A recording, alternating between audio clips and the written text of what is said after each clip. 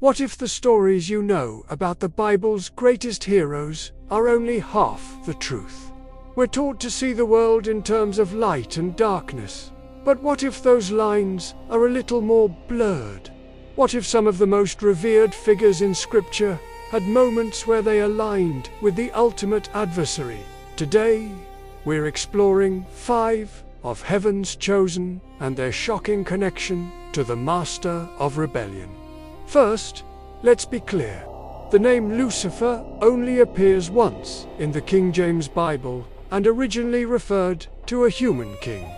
Over time, Christian tradition connected this story of a prideful king's fall to a fallen angel, who became identified with Satan. For this video, we'll use these terms as they're understood in popular tradition.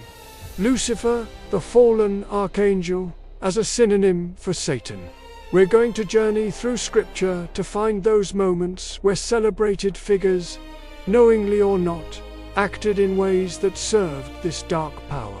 This isn't about condemnation, it's about understanding the subtle spiritual battles fought within the human heart. Our first figure is Cain. His story is one of rage and murder, but the Bible hints at a dark influence. In Genesis, after God rejects Cain's offering, he warns him, "Sin is crouching at your door. It desires to have you, but you must rule over it." This sin is described as a predatory, malevolent force. Cain fails to rule it, and it rules him, leading to the first murder. The New Testament is even more direct. 1 John 3:12 says Cain belonged to the evil one and murdered his brother. There's no ambiguity there. It suggests Cain's will was aligned with the will of God's adversary. Next is King Solomon, the wise man who fell. God blessed him with unmatched wisdom, but his story turns tragic. 1 Kings 11 tells us that as Solomon grew old, his many foreign wives turned his heart after other gods. This wasn't a small slip-up. The man who had spoken with God began to actively worship other gods and build temples for them, including one for Molech, the horrific idol to whom children were sacrificed. By doing this, Solomon directly violated his covenant and aligned himself with spiritual forces that stood in opposition to God. Our third figure isn't as well known. The king of Tyre. The prophet Ezekiel delivers a message against this human ruler, but the language sounds like it's describing something far greater. Ezekiel 28 says of the king, "You were in Eden, the garden of God. You were anointed as a guardian cherub." This just doesn't add up for a human king. Because of this, many theologians believe it's a dual prophecy.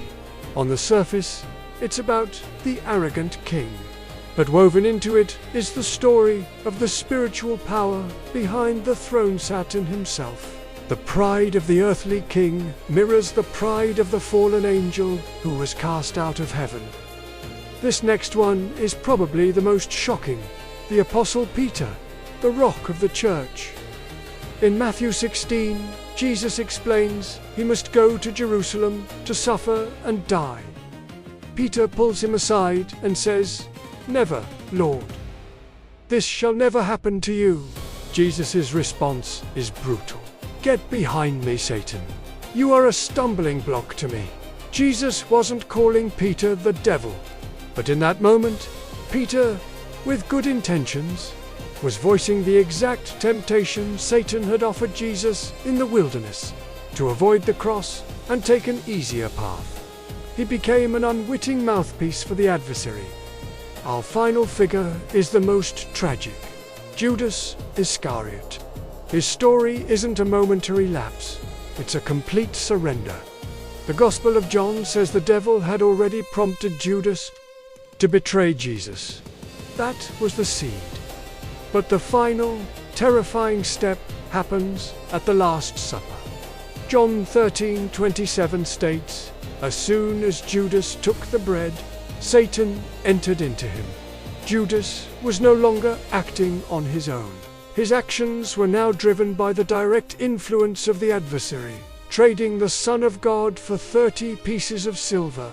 From Cain's rage to Peter's misguided love. These stories show that the battle between good and evil is often fought right here in the human heart.